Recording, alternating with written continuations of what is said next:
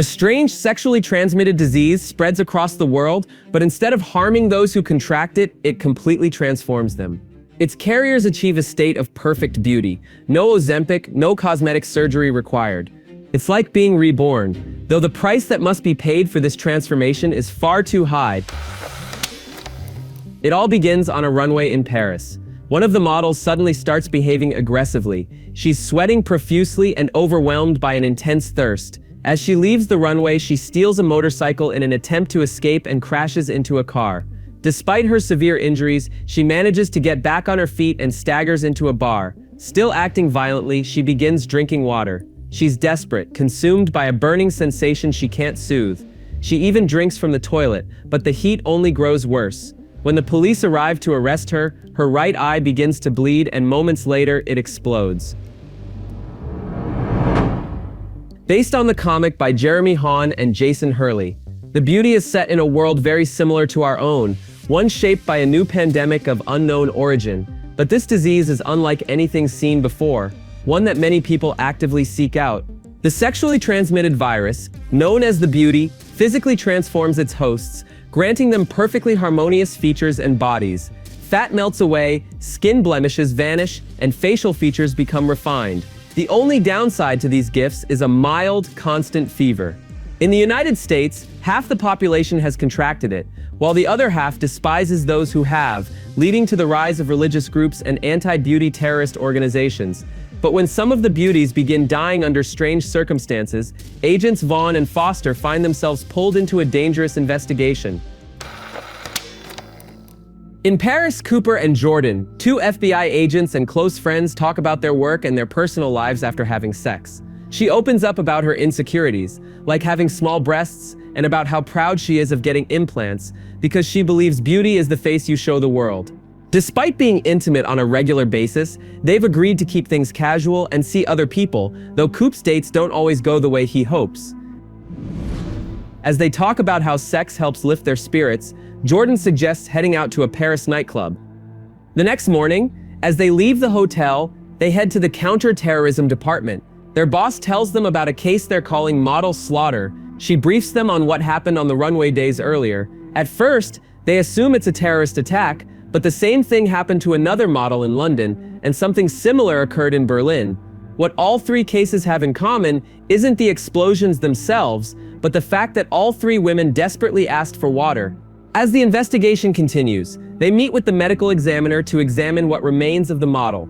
The analysis shows the remains are still warm, indicating she burned from the inside out, causing the explosion. Spontaneous combustion and the presence of a grenade-related chemical are both considered but ultimately ruled out. After reviewing all the symptoms, the only conclusion they can reach is that this is a new virus, closely resembling rabies due to the extreme thirst it causes. Back at the office, they review the three models' cases. Their dental records match people with no ties to the modeling world, and none of them resemble how they looked before they died. Coop tells Jordan there's nothing linking them, except cosmetic surgery, something virtually anyone has access to nowadays. Jordan points out that despite being models, it's strange none of them had Instagram profiles, and all of them had cut off contact with their families. Coop concludes that this goes far beyond a simple human trafficking case. Meanwhile, in New Jersey, there's Jeremy. He chats with women online, but none of them are willing to meet privately unless he pays more than he can afford. Clearly, his life hasn't turned out the way he hoped. He isn't physically attractive to women, which pushes him to retreat further into his computer. He's also unemployed. When he returns to the chat rooms, one user recommends a clinic that promises to change your life. Beauty arrives faster than expected. Desperate, he visits the Anu clinic. The doctor tells him he doesn't advertise. Jeremy replies that he heard about him through a satisfied client and that what he wants is to improve his confidence. The doctor explains that he can turn him into a Chad, since Jeremy is what's known as an incel, a celibate man who tries and fails to sleep with women. Jeremy admits he's ugly, but insists he has a good personality and just wants to do something about his ugliness, about that genetic imperfection. The doctor tells him there's still something he can do for him. When the operation is finished, Jeremy looks unnaturally stretched, eerily similar to the doctor who performed the procedure. At a bar, the bartender suggests he buy drinks for a group of women, and strangely enough, all three seem interested in him. They dance and drink, but Jeremy is the only one truly enjoying himself.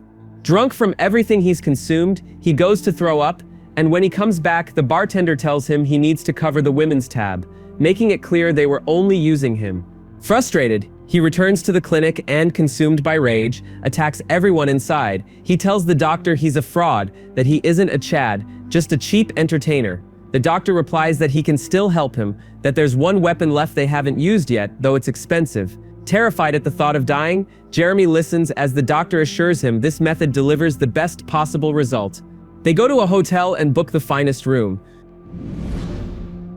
The doctor tells Jeremy not to ask questions, just to undress, lie down on the bed, and wait for a procedure that won't require anesthesia. Jeremy says he just wants it all to end, admitting there's no fixing him. He even plans to kill the doctor and then take his own life. The doctor insists he wait, because the weapon has arrived, a woman of extraordinary beauty named Claire who claims to be the cure. They become intimate, and strangely, Jeremy falls asleep. When he wakes up, the first thing he notices is that he's sweating. He feels dizzy and unbearably thirsty. At first, he thinks he's getting sick, so he asks the hotel to send medication and a thermometer. When he checks his temperature, the reading is impossibly high, high enough that he shouldn't be alive. He begins to shake, and the change starts. His bones snap, his hands stretch, and the fat in his body begins to burn before being expelled. Like emerging from a cocoon, Jeremy breaks free and is reborn. Dizzy, he stumbles into the bathroom and looks at himself in the mirror. His body and face are completely transformed. He is now what he always wanted, the beauty he longed for. Meanwhile, Coop and Jordan continue their investigation into Rome and realize they suffer being followed. They visit another site where the same thing happened, the sudden explosion of a person. On the wall, they find a hieroglyph that translates to beauty. Elsewhere, Assassin reports that he's keeping his target under surveillance. The corporation tells him the individual stole their serum and reinforcements, not level 3, but level 1. They explain that these people are only infecting themselves. Because something happens to those who are beautiful, they believe there are no consequences. Assassin then apprehends his target. In a bar, Cope and Jordan review the video of the young woman they interviewed. She begs them not to continue, saying it isn't worth it, that these people are everywhere. They still don't believe it's a terrorist attack, though they can't ignore the evidence. Jordan receives a call. Another model has exploded in front of a crowd, and they need to head out to continue the investigation. But Jordan wants to unwind. There, they talk about their sexual appetites. It's clear they feel something for each other, but they can't do anything beyond keeping things casual, and neither has time for a real relationship. They're only looking for sex as a way to relieve stress. Cope says that life, in general, revolves around sex, an insatiable thirst human beings can't escape.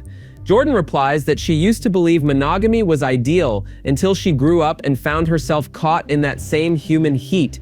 At that moment, she notices one of the other patrons. Cope tells her to go for it, but says no one will ever be better than him in bed. By mutual agreement, he gets up from the table and leaves Jordan with her conquest.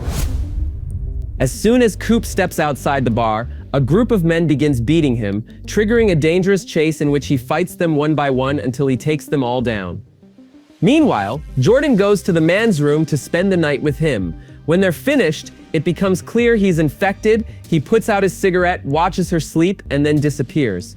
When Jordan wakes up, the thirst and sweating begin, just like with all the infected. She thinks she's sick until her bones start to break and the transformation begins. Unlike the others, even though she now looks visibly younger and is considered physically perfect, Jordan screams in terror when she sees herself in the mirror. In New York, two people are talking about fillers and the benefits of Ozempic, such as eliminating body fat. They're interrupted by a coworker, the editing assistant, who is clearly ill, sweating, and overheated. Obviously infected, she tells them she's losing weight. Suddenly, she begins to tremble and becomes desperately thirsty. What seemed like a simple illness turns into a nightmare when she starts demanding water, attacking her coworker, and throwing her off a ledge. Almost immediately, the heat tightens her body and she explodes, splashing part of her blood into her colleague's eye. Elsewhere, Coop has been captured by the men. He tells them they need to stop what's happening, and that if they don't release him, neither he nor his partner Jordan will be able to close the case. He says he understands their work, but warns them they're interfering with an FBI investigation. When agents from the counterterrorism department arrive, Cooper is finally released. Finally, we return to Assassin, who inspects a set of knives capable of cutting through any part of the body. His next target is the man who seduced Jordan, someone who must be stopped to prevent him from continuing to spread the infection. Assassin explains that the idea is to avoid debauchery. This sexually transmitted infection is sacred. It makes you beautiful, but the rule is not to pass it on to anyone else. Almost immediately, the corporation calls him and asks him to pay a visit to the surgeon who has been using one of their carriers to spread the infection, the same woman who infected Jeremy. Assassin replies that they need to deal with one problem at a time. The FBI remains an obstacle, and on top of the burden of detaining carriers, those who steal the serum and several members of the police, they need more mercenaries to cover every area. When the call ends, Assassin kills the carrier. Byron, who prefers to be called the corporation, doesn't seem genuinely concerned. He heads straight to the pool on his yacht, where he's confronted by Franny, an older woman who turns out to be his wife. It becomes clear that Byron is patient zero, and that she disapproves of the life he's promoting. Franny tells him they have real problems, like their son Tig, who is despised and is being transferred to a rehab clinic for addicts. Meanwhile, Coop tries to reach Jordan, but after being infected, she hasn't wanted to speak to anyone. On top of that, Coop is placed in confinement due to the deaths of the men who tested positive for the infection. While being taken into isolation, he speaks with his boss and asks him to locate Jordan while he waits for his own test results, which come back negative. Once released, he's briefed on the situation in New York. The woman's body temperature exceeded 80 degrees Celsius, and when she exploded, several people were exposed and are now in confinement. Monroe tells him they're highly contagious and that there's someone cooperating with them, providing information. At the same time, Assassin arrives at the doctor's clinic, where the surgeon is disposing of the bodies Jeremy slaughtered. Terrified, the doctor insists he has nothing to do with the carriers, but says he can identify the man who was recently infected so Assassin can kill him. When they trace the address to Jeremy, who is having sex with a woman, taking full advantage of his beauty, Assassin kills the doctor to prevent him from continuing to promote this cure for ugliness and further spreading the infection. Jeremy, for his part, is enjoying his body and has finally learned to love himself, but Assassin arrives to put an end to his life. Jeremy, considered a psychopath, fights back. Assassin tells him he's a problem solver and that Jeremy is one of those problems, since he's had unprotected sex and is spreading a sexually transmitted infection. Jeremy panics when he realizes everything was caused by an STD. Assassin tells him to talk to the woman who is now feeling sick. Jeremy says he'll go take care of her, but needs her address. They go together to find the woman, and along the way they talk about music and their feelings. Jeremy feels uneasy, knowing that once they find her, he'll die. When they arrive at her place, she has already undergone the metamorphosis. Stronger now. In addition to her beauty, she attacks them both. When she's about to seriously injure Assassin, Jeremy steps in and ends up killing her. Assassin tells Jeremy it's time to finish him. Jeremy replies that he can go ahead. He's already experienced beauty and has no reason left to live. He says his entire life was hell and there's nothing worth staying alive for. Hearing this, Assassin decides to give him a chance. He takes him out to eat, and they watch a woman sitting with a black man. Jeremy comments that she's the kind of woman who only likes to have sex with them for the pleasure they give her, which reminds him of a woman who once sought him out in a chat for the same reason, but wanted nothing to do with him when he was ugly. As they talk about how much Jeremy hated his life and about the privileges of white men, Assassin tells him they have a lot in common, including the infection. Though Assassin's stage is far more advanced than Jeremy's, he confesses he's 65 years old and claims this is more effective than Ozempic. He argues that the infection should be injected and that sexual transmission is a secondary problem that's gotten out of control, turning sex into the black market for the infection. Realizing how similar they are, Assassin offers Jeremy the chance to become a mercenary like him, an offer that fills Jeremy with deep satisfaction.